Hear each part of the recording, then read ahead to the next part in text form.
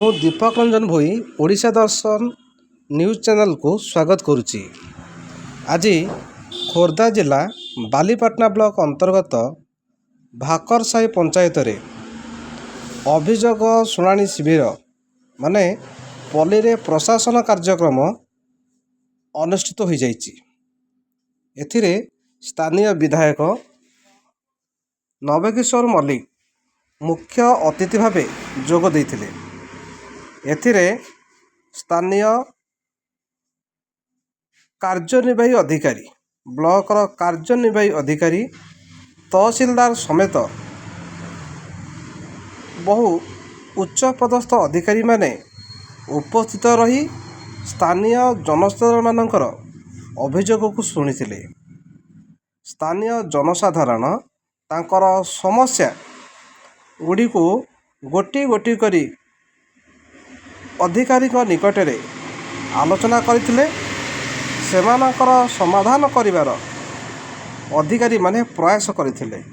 ପ୍ରକୃତରେ ସେବା ସମାଧାନ ସଚେତନତାର ବ୍ରତ ନେଇ ସ୍ଥାନୀୟ ଜନସାଧାରଣମାନଙ୍କର ସମାଧାନ କରୁଥିଲେ ସ୍ଥାନୀୟ ଅଧିକାରୀମାନେ।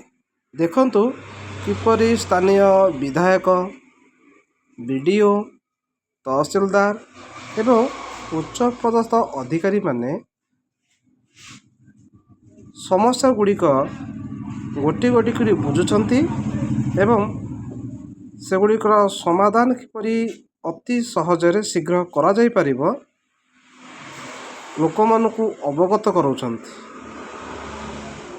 ସ୍ଥାନୀୟ ବିଧାୟକ ମଧ୍ୟ ଉପସ୍ଥିତ ଥିଲେ।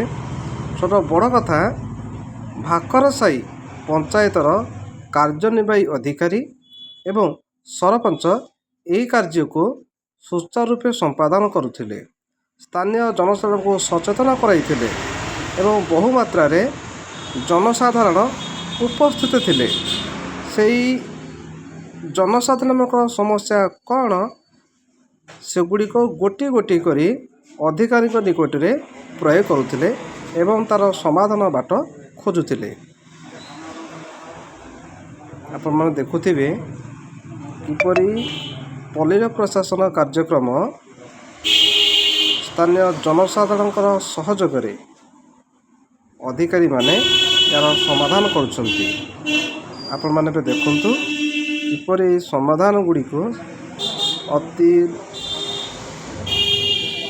ଆମର ପ୍ରିୟ ନବକିଶୋର ମଲ୍ଲିକ, ସ୍ଥାନୀୟ ସରପଞ୍ଚ, ନୋମିନ, ୱାର୍ଡ଼ ସଭ୍ୟ ଓ ୱାର୍ଡ଼ ମେମ୍ବରମାନଙ୍କ ମିଳିତ ସହଯୋଗରେ ଏହି ପଲ୍ଲୀର ପ୍ରଶାସନ କାର୍ଯ୍ୟକ୍ରମଟି ଅନୁଷ୍ଠିତ ହୋଇଛି।